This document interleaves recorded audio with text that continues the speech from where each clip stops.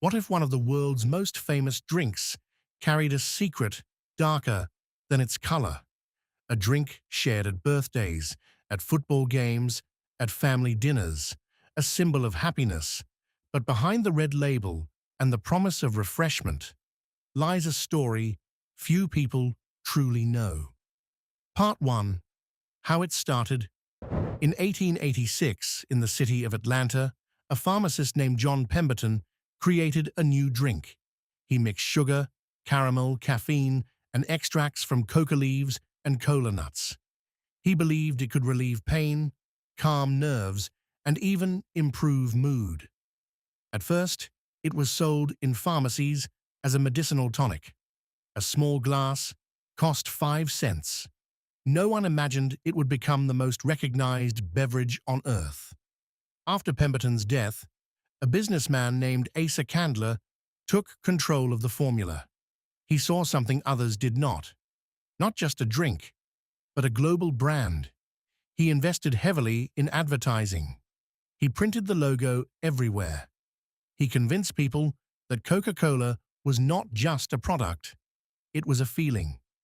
By the early 20th century, Coca-Cola was everywhere in America. Then it crossed oceans. During World War II, American soldiers carried Coca-Cola with them. The company promised that every soldier could buy a bottle for 5 cents, wherever they were. Factories were built near battlefields. The drink became linked with freedom, comfort, and home.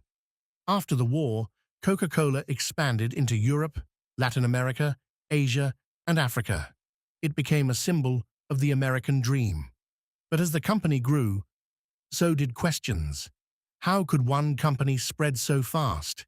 What deals were made? What compromises followed? The sweet taste was only part of the story. The real story was far more complex, and it would soon reveal a darker side. Part 2. The place, the events. In the late 20th century, Coca-Cola entered markets in developing countries with great speed. Places where water was scarce, where regulations were weaker. One of the most controversial chapters unfolded in India. In the early 2000s, communities near Coca-Cola bottling plants began to complain. Farmers said their wells were drying up. Water levels dropped dramatically. In villages like Plachimada, in Kerala, protests began. Local residents accused the company of extracting millions of liters of groundwater every day. For them, water was life. For Coca-Cola, it was an ingredient.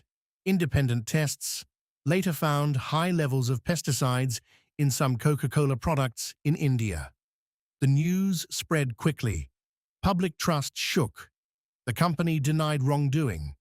It said its products were safe. It said it followed the law. But protests grew stronger. Factories were forced to close. At the same time, in Colombia, another serious accusation emerged.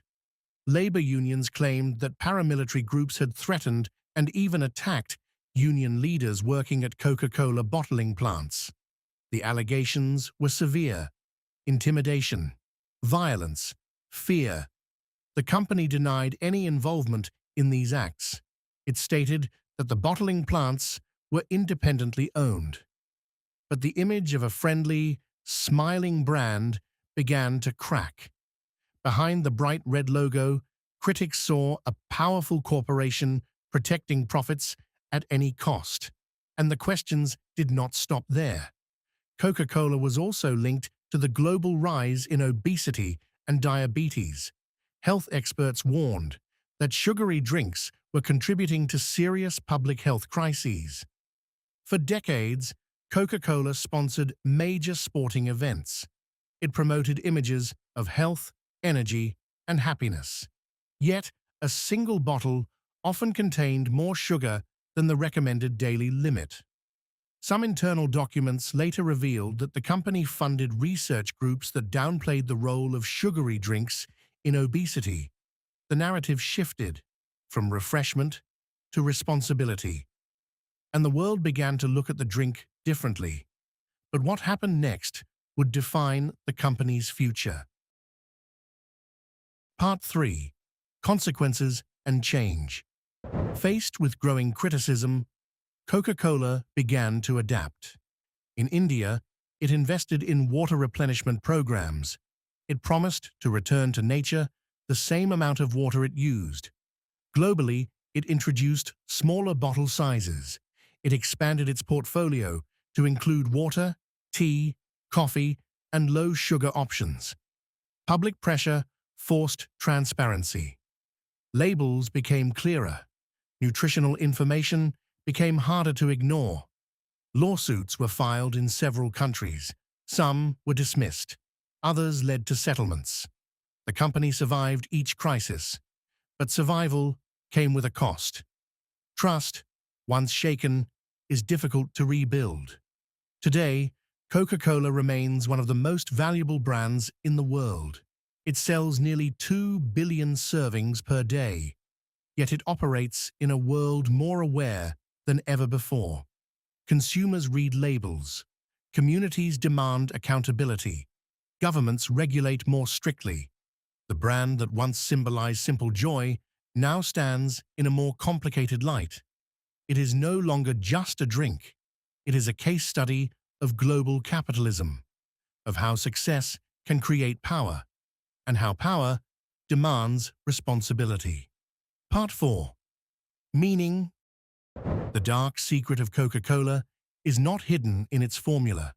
It is not about a mysterious ingredient. It is about scale, influence, impact. When a company becomes this large, every action matters. Every drop of water, every gram of sugar, every decision made behind closed doors. Coca-Cola teaches us something simple, yet profound. The things we consume every day are never just products.